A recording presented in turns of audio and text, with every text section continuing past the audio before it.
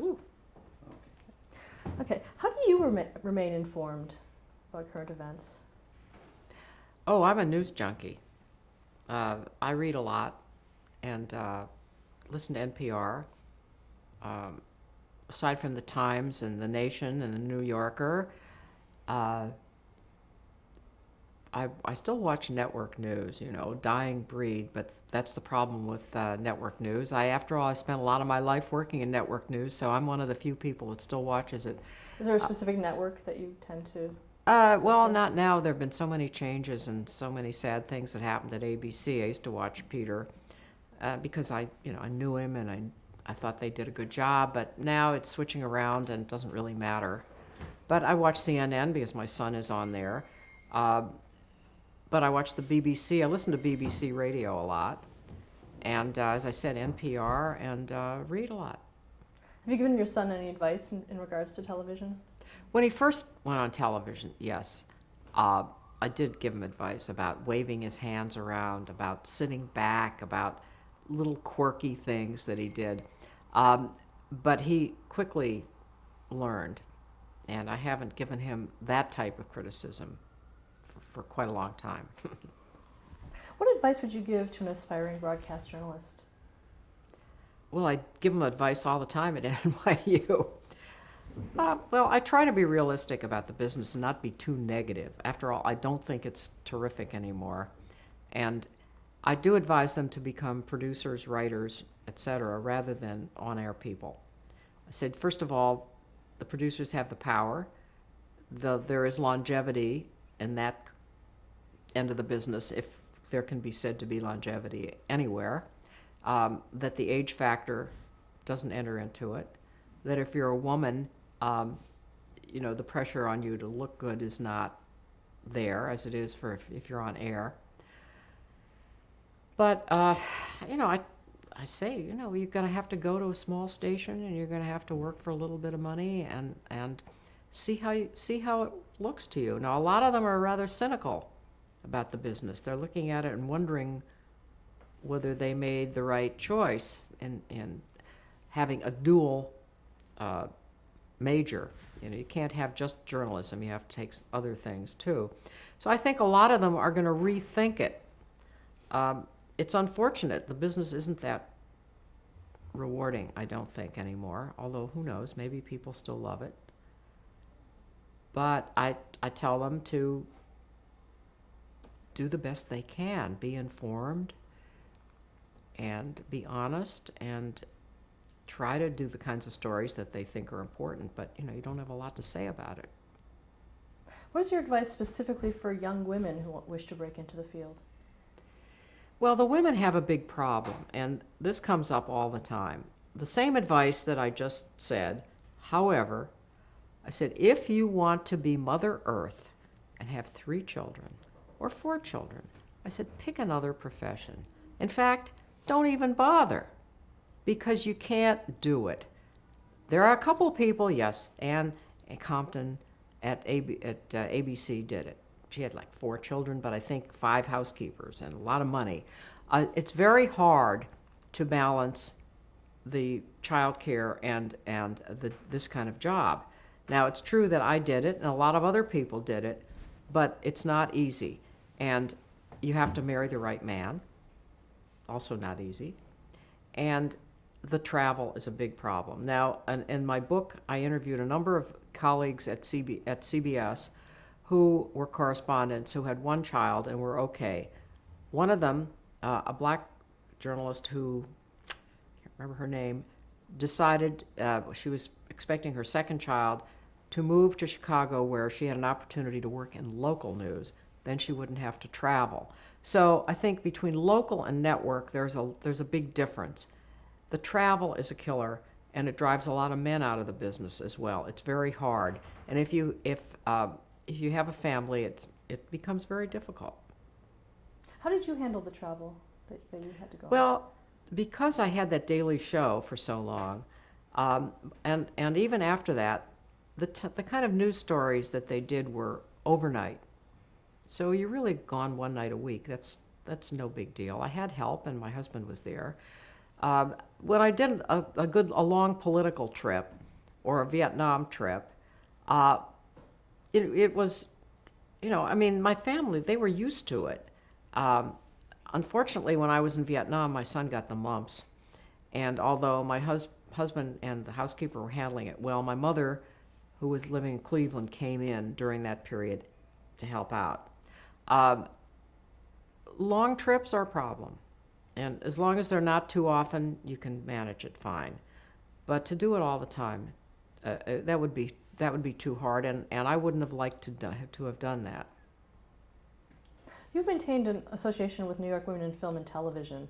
Can you sum up your feelings about the organization in a word or a phrase? I think that the group has done a great job in having panels on issues that women in the business have to face. I moderated quite a few panels for women in film and television, and one of the most interesting was with cinematographers. The women who do this work, there are very few of them, were outstanding. I really had never met any of these people before, and they had some clips of their work, and they talked about the stories and the challenges of their particular line of work. That was very good. But there have been other things that they do that I think are very useful, particularly for young women coming up, listening to people in the business who've had the experience. Plus the fact the screenings of people's work, that this is all very useful.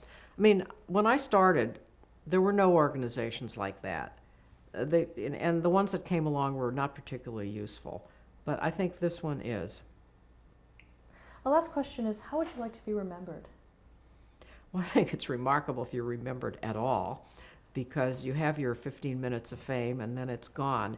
But I would like to be remembered as somebody who not only pioneered in certain respects, but continued to work for women and to promote women in not only in this industry, but for equality for women in the country in general.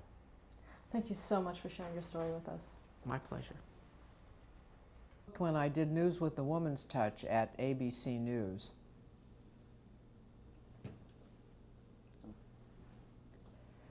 When I was covering the war in Vietnam, I went to Pleiku, and this is in Pleiku, which is about 15 miles from the Cambodian border, where a base camp was set up.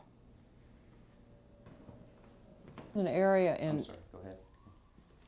This is an area in Vietnam where the Montagnard tribespeople lived, and U.S. troops were moving some of them to other areas which were considered safer.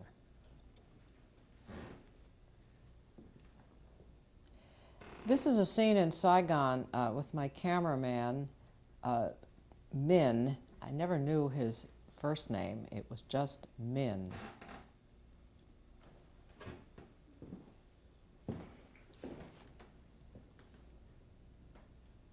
This is a Quonset hut hospital in Pleiku run by U.S. military.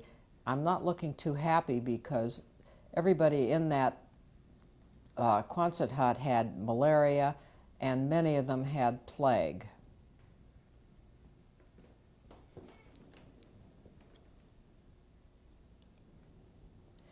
In 1961, the famous March on Washington took place, where Martin Luther King made his famous speech. I'm there for WNEW radio and recording on the Nagra that you see, a beast of a recording machine, weighed a ton.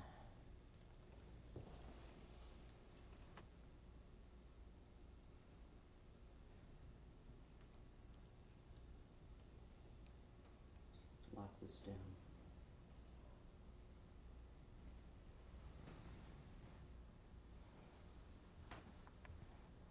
Yeah.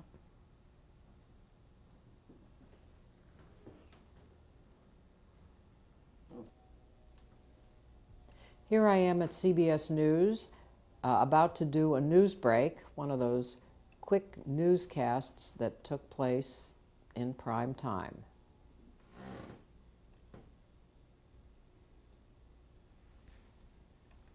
That wasn't so bad.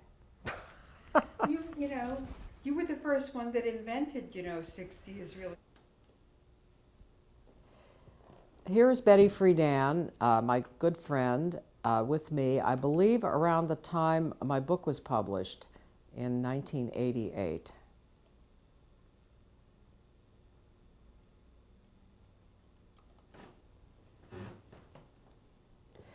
Here we're shooting a documentary for CBS in 1981 in Detroit.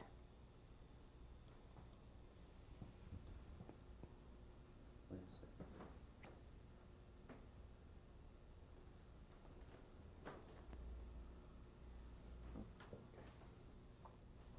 Here is the beautiful Sophia Loren being interviewed by me in the mid-60s. She looked fabulous.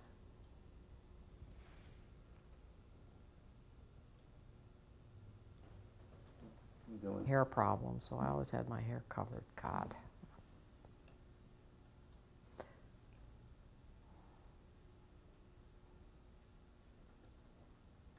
That was when you had curly hair and you tried to straighten it. Yeah.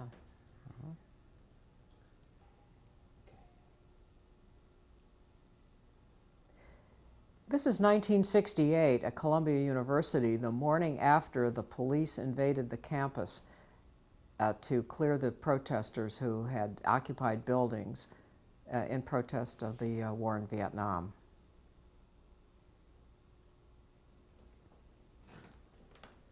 Okay. In